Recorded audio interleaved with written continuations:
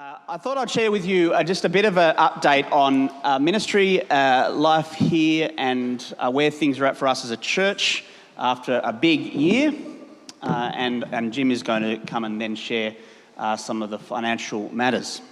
So as you're probably aware, last year was a year that was unprecedented in many ways.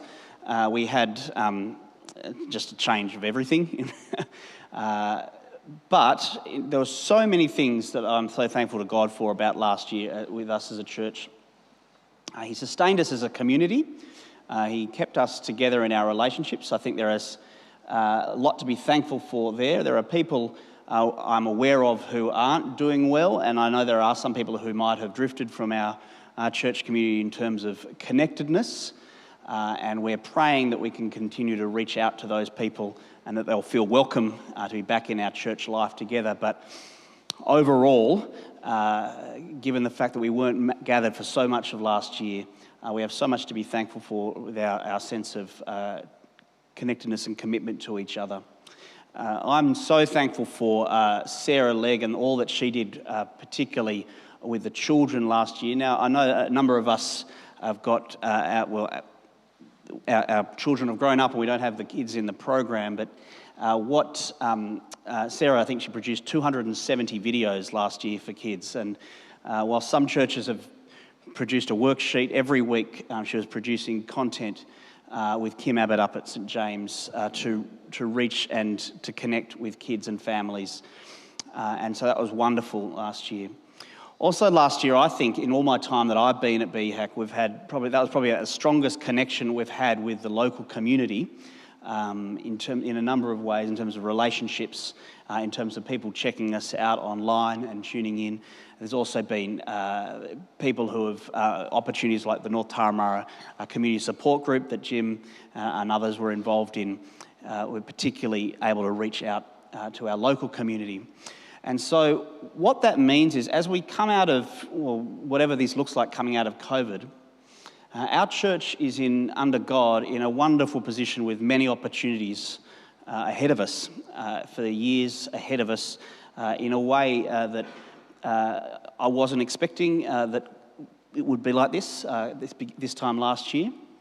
And what that means is we've got, I think, an opportunity really to refresh and re-engage with who we are and who God has called us to be as we go into this year and the year ahead. We are, if you've been around for a while, you've heard about our refreshed goal of being making disciples or learners, as we've been thinking about. We want to be a community that is not just coming here just to grow ourselves intellectually, but to learn in terms of whole life transformation, what it means to come under the lordship of Jesus, and importantly, desire others to come under his lordship. And there's been so many encouraging stories of that happening over the last year in different ways, and you've heard some of them, we'll be sharing more of them as we go on. But that is, if you remember when we were looking at what it means to be a disciple or a disciple-making disciple, we've talked about 4 E's, engaging with those who do not know Jesus, evangelizing. Now that's a bit of a scary word. Evangelizing means praying and giving people the opportunity to hear the good news of Jesus so that they can respond. That's what Christianity Explored is, and a whole bunch of other things that we do. Establishing, that is growing to go deeper in understanding the Bible, understanding the relationship with God for yourself, and then being equipped to bring others to know Jesus. And that's kind of our pathway, the 4 E's we talk about: engage, evangelize, establish, and equip. And we're going to be hearing a bit more about that as the year goes on and what that looks like and the opportunities ahead of us. One of them is Christianity Explored. That will obviously be evangelising, establishing us in our marriages. Very important will be the marriage enrichment weekend. So things like that. I wanted to encourage you again about the work of disciple making that is happening amongst our children and youth. I've been involved in Elevate youth ministry, youth group this year on Friday nights as a kind of a new responsibility. And the last 4 weeks I've heard of people voluntarily, and I won't embarrass them, but a number of people from BHAC families getting up and sharing in front of all their peers at youth the opportunities they've had at their schools to tell people about Jesus. in an environment that can be quite hostile. I've also heard about a number of leaders who have, in their own time, gone and been trained with leadership in training opportunities and camps so that they are able to lead. We've got a number of new leaders who are teaching our young people about Jesus. And so we have this wonderful opportunity to be passing on the baton, so to speak, in the next generation, and we're seeing that happening.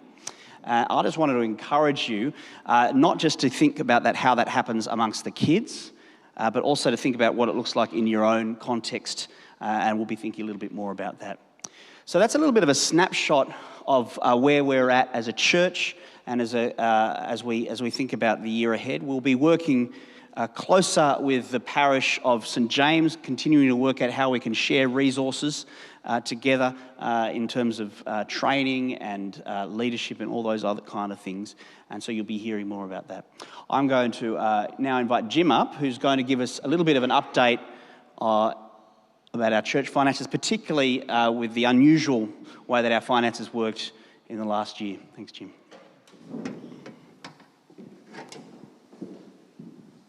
Thanks, Luke. Darren, if we could get that first slide up. Sure, thanks. So I'm going to give you a little bit of an overview of what our finances look like over the last 12 months of 2020. Have a little bit of a look at our budget for 2021. And then I'll give you a little bit of good news and also a little bit of encouragement about how we can track towards achieving our budget for 2021. So as Luke said, 2020 was a very challenging and interesting year on many levels, also for our church financially. We had a budget last year of $218,000, which required us to generate about $18,100 per month of income.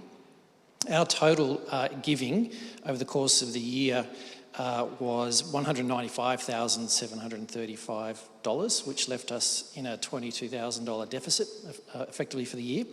But we also had some additional support from the government through JobKeeper, which sort of offset our wages bill, and then a cash flow boost of around $9,000 as well. So even though in our actual organic giving internally, we weren't able to achieve budget, with those additional supports, we ended up with a surplus of about $25,000, which was encouraging. However, we don't have those additional supports this year to underpin our giving.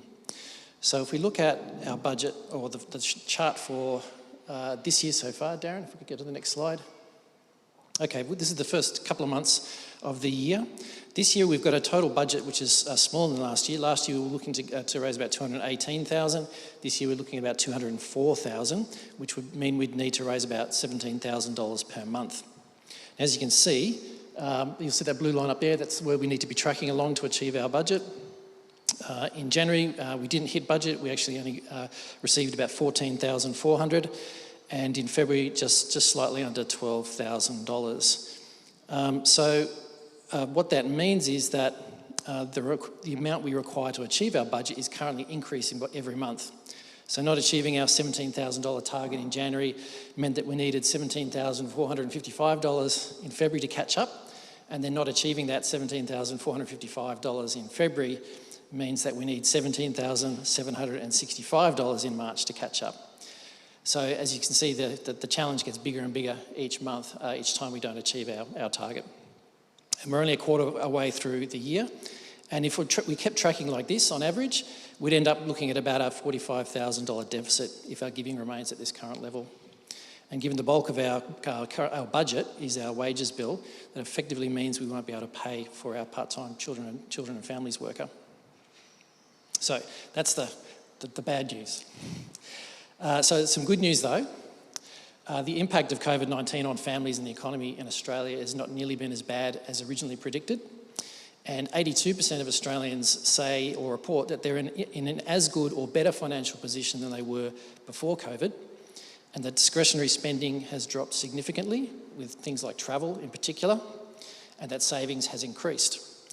Many Australian charities have also recorded notable increases in giving over the last 12 months as well. So that's some good news broadly in the broader sort of financial environment. Now, we don't want to be a church that continually struggles to meet our budget. We want to be a church that continually exceeds our budget, so that the conversations we want to have conversations about how we're using our surpluses to expand gospel ministry here or somewhere else where there's genuine financial hardship. The rule of thumb with churches around Australia is that about 20% of attendees or congregation members provide about 80% of the financial resources. We kind of buck that trend as a church. We're actually pretty generous overall. We probably have about 40% of people in our congregation who provide about 80% of the income. And we need to acknowledge, though, that there are people at BHAC who are generally doing it tough and probably shouldn't have to contribute financially as much as they perhaps want to. People who are on fixed incomes and pensions, or people who have lost work as a result of some challenges to some sectors of the economy over the last 12 months. But there are also others in our congregation who are experiencing what many in Australia are experiencing at the moment, that is having higher levels of discretionary income. And I guess I just want to gently challenge that group, and I include myself in that group, to review the regular amount of our giving. And in the past, when we've talked about our finances, we've shown you the challenge ahead of us, people have generally always stood up, and that's really encouraging. But we also tend to get a little bit of a bump in income, and then we tend to sort of peter off again. So I guess want to encourage us to think a little bit more sustainably and think, okay, rather than just the next 2 or 3 months and starting to pick up again about how we can be a little bit more intentional, use our direct debit well, and perhaps lift our giving consistently for the rest of this year so we might be able to achieve that target. So I just want to encourage you to go away today and just prayerfully consider where you might be able to take your giving this year to help us reach those targets. If you do have any genuine concerns about the nature of a budget, what we spend our money on, where it's going, and if it's being used well, please come and speak to myself or Luke if you have any concerns, and we'd be happy to talk to you about that. And also just, as I say, prayerfully consider how it is that you might be able to step up your giving this year to help us achieve our ministry aims in Bobbin Head Anglican Church. Thank you. Thanks, Jim. We might be able to... Can we access the slide with the giving details? I think it's at the bottom of the Proclaim presentation. Maybe it's not. Oh, and the music starts playing.